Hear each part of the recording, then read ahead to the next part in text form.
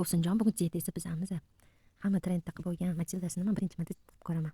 Hamma quruq mahsulotlarni ichiga solib olamiz. Обязательно kakaoni ilidan o'tkazib, aralashtirib tashlaymiz. Mana shunaqa kent vanilyalarni ham solib, razr xisal solib, shakari ham solib, hammasini aralashtirib olamiz.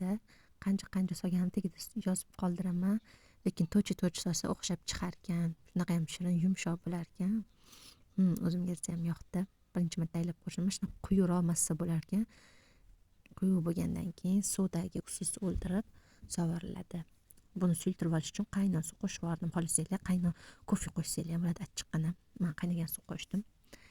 Keyin mana shunaqa keyin bo'lib qolipda pishirib oldim.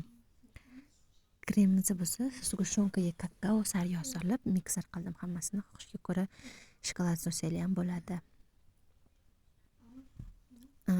Propitka qilish esingizdan chiqmasin. Achchiqqina kofe bilan propitka qilib oldim.